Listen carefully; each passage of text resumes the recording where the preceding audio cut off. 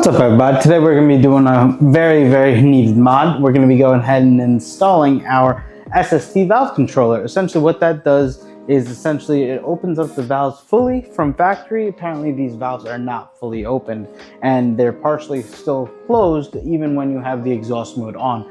I forget whether it's usually 60% open and now we're unlocking the full 100. I think that's what it is. I've heard people say it the opposite way too, but I forget. If I do figure it out, I'll toss it up on the screen right there. And then you guys can see whatever it actually is after the research. But from my understanding, I think it's right now we have 60% of the valves open. Once we install the SST controller, we'll be able to fully 100% open them up. Should be a fairly quick install. We're just gonna go ahead and pop up in the trunk. We're gonna go ahead and do some stock, so it should be a fairly quick install. But before that, we're gonna go ahead and do some stock captures of the exhaust just to see what it sounds like. Most videos aren't able to capture exactly what the difference is. Hopefully we'll be able to do it. I got these mics right here from Amazon, so hopefully we'll be able to actually capture the difference that this SST noise control, this SST valve controller makes in the video. Because in person, from what I understand, it should make a big difference, but in the camera, I don't know if it'll make that big of a difference, but hopefully we will be able to capture it with these mics. To do the install, we're going to be going ahead and like I said, it should be fairly simple to do the install, but we're going to go ahead and uninstall we're going to go ahead and remove the trunk liner and then open up a gasket. That's where the actual controller itself will reside, and then we'll go ahead and connect these. It's essentially a piggyback, so it just takes a signal that's coming from the actual controller from the vehicle and then intercepts that signal and then sends out its own signal at the end of the day. We're going to hijack the signal and be able to make the valves fully open 100%, so we get that throatier, deeper, louder sound that we're aiming for, hopefully, because this the car stock is fairly quiet. We're going to go ahead and see what we can do. So let's go ahead and start the install. We're going to go ahead and capture some stock footage and then go ahead and compare it to the after.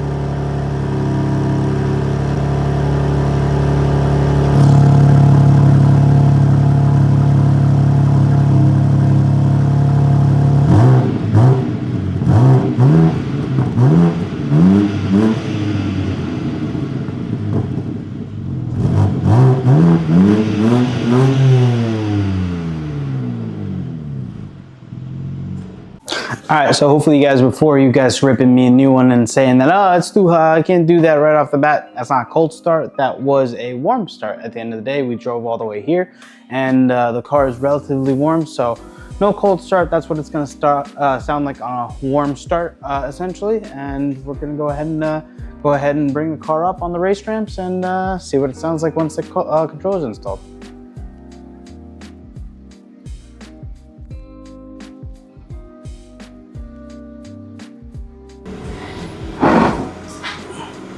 I fucking hate. It's probably just the lip, honestly.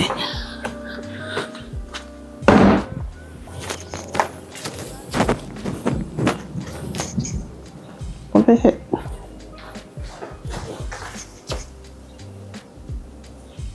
What did I hit?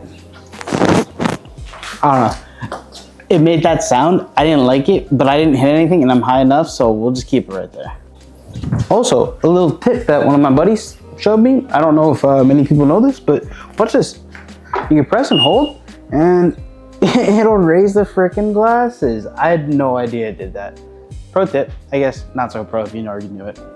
Alright, so as I said, it should be a relatively straightforward install. We're gonna go underneath, check it out, and then see what we're working with as far as plugging this in. But we're gonna go ahead and this actual module right here is gonna sit in the trunk itself next to the battery. That way it's out of the elements and everything like that.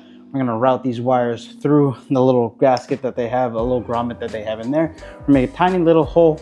Hopefully at the end of the day, we'll be able to 3D print something or create something out of TPU. That way it's a little bit more secure and more custom fit versus just a hole. Because I just realized I forgot my drill at the apartment, so we're gonna have to use whatever my dad has here. So let's go ahead and check out what we got in. Yeah, so I took a quick glance underneath there, and it's very straightforward. Hopefully I can get down here and show you guys. So if you can see, right when we get down here, we can adjust. This is obviously a big old muffler, I guess, that we have here, and then right behind it, right here, are the valves. 1 and then 2 on that side. If you guys can see that, hopefully you can. So we have those 2 valves. Let me flip the screen. So down here, we have the valves over here where I'm pointing. If we can get it, we get a clean shot at that. I don't know how clean of a shot that is. And then the other one right there. So hopefully we get a shot of that one right there. So we see this valve right there, and then the same one on the other side. Hello.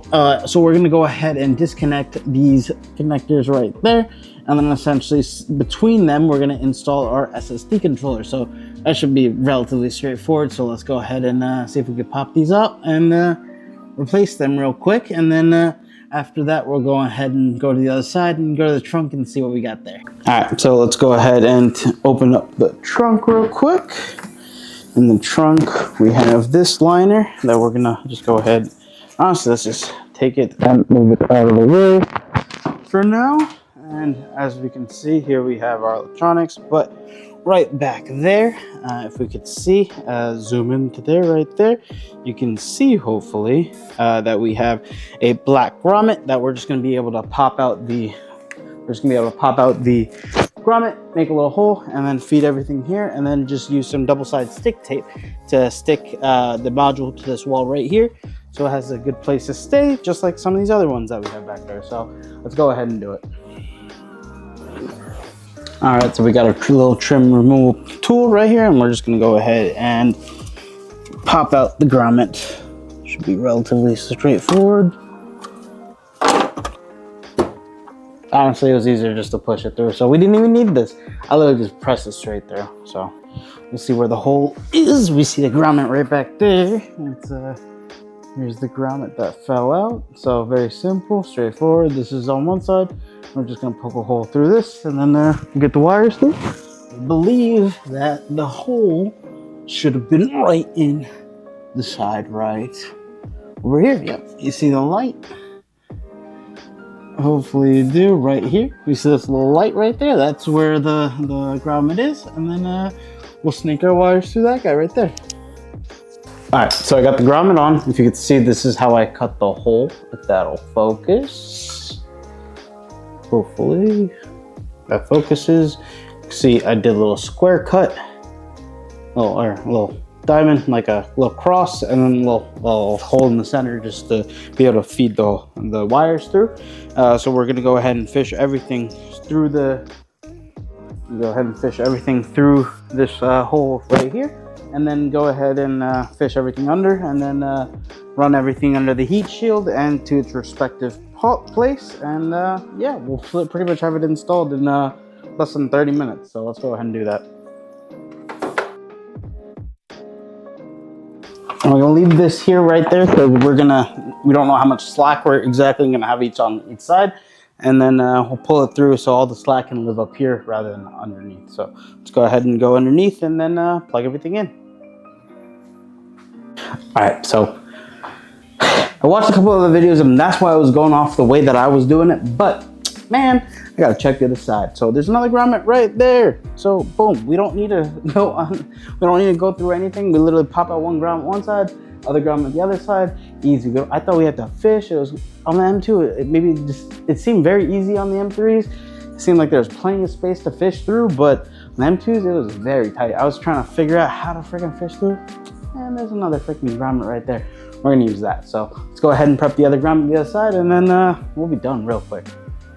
Okay, so we got the setup. So got one going through the one grommet, if it will focus. We got one going through that grommet, then the other one going through that hole. And then, like I said, we're gonna have this guy just loose, and then we're gonna just essentially put him on this wall right here, I'm thinking. And then, yeah, we'll have it, let's go underneath and install it. All right, hopefully you guys can see this right here. This is the plug right here.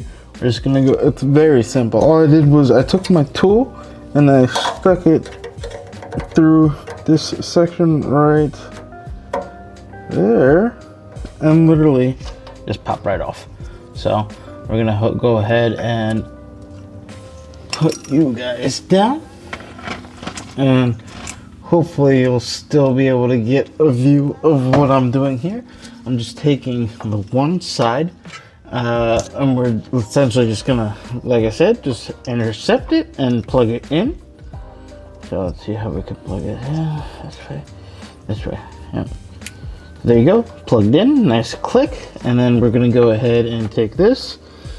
What I like to do is I'm just gonna twist it up a little bit just so we have a nice little turn, like a little braid right there. Hopefully you guys can see.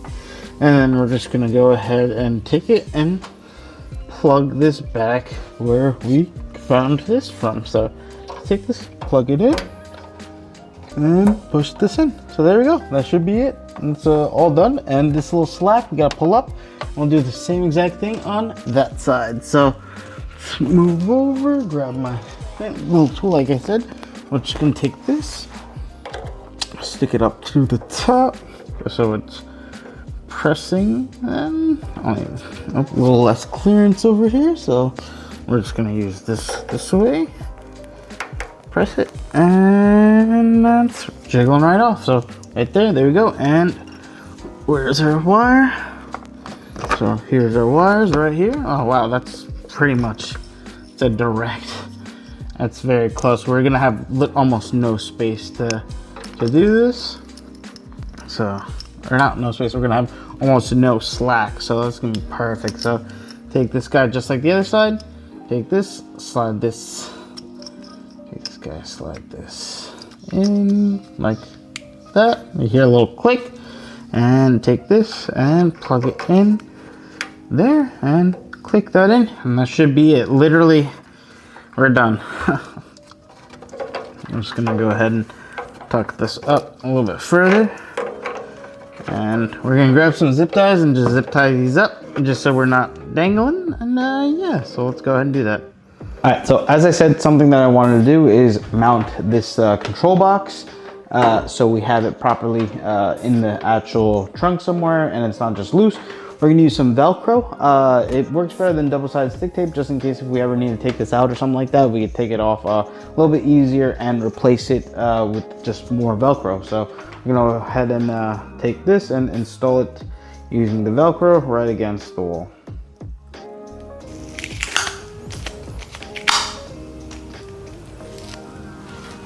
My rule is always put the soft side on the part that can move, and then the hooks on the actual part that's not moving. So that's what we got here. Peel this off. And like I said, we're gonna be putting this right in the back over here. All right, so hopefully you guys can see what the install looks like here.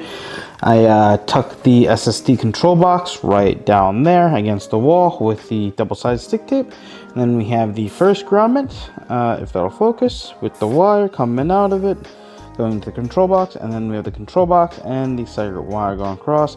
We tucked all the coil wire down behind the battery, and then it's going across and through there and into this grommet down there. If you can see it, it's kind of dark, but yeah, there's a grommet right over there. Hopefully you guys can see it a little bit. Hopefully you guys can see it. If not, not sure what to do, but there you go. Hopefully you guys can see it going right there in the grommet. So yeah, relatively simple install. Let's go ahead and turn it on and see what it sounds like. All right, let's give her the first startup and see what she sounds like. We got the controller right here, so I'm gonna see what she sounds like in the garage. It should be a little bit louder, but then we'll pull it out and see exactly how, if we can figure out how much of a difference it actually is. So let's go ahead and do that.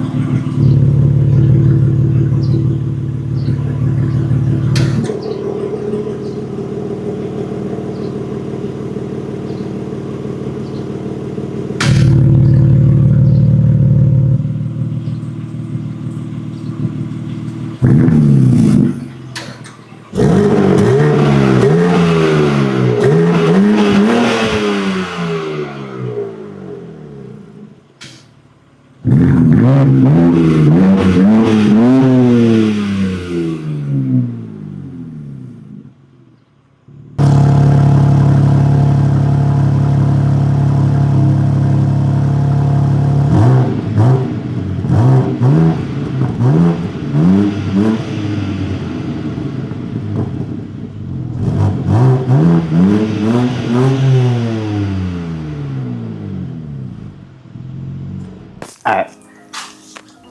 I think I can tell the difference. I'm pretty sure that was a pretty noticeable difference from my understanding, or it's a placebo effect, one of the two. But this car, damn, it's definitely been an experience with it. It's been sounds really good, honestly, just stock. Looks pretty good stock, but at the end of the day, this is the first step of it. This is a little valve controller. This is just to kind of fully open up what should have been there already from stock. So hopefully you guys can tell the difference. Those clips were from this little mic that I'm wearing right now from Amazon. Hopefully it's able to capture the differences. That's the main reason I got these things, because if I don't really see it in the edit that I find a difference between the two in the sound, I'm probably gonna return it and get something else, because this mic, what's the point if you can't really hear the difference? So yeah, there we go. That's the SST Valve Controller install.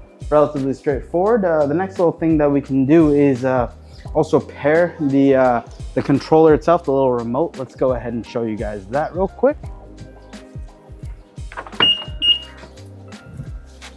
All right, so here we have the little remote control that comes with it. It's in a little pouch right there, as you can see.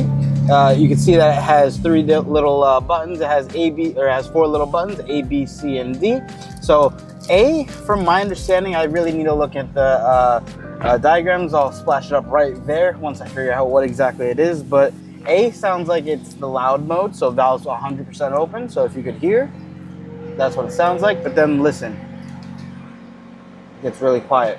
Like obviously you have the fans going on, but like let's try that again. So you instantly hear it. It's a lot louder, and then a lot quieter.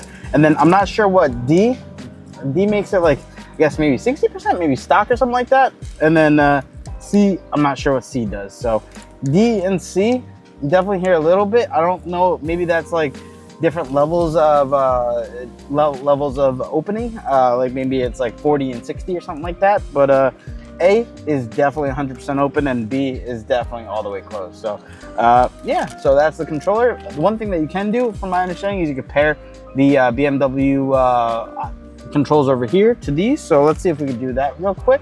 I'm gonna place you down. From my understanding, it should be as simple as taking this, pressing and hold. So we already have one paired to our garage. So let's do this as A. There you go. And then this as B. There you go. So this should, putting this down right there, and it's loud. And there you go, soft. So there. I'm gonna take it out of gear.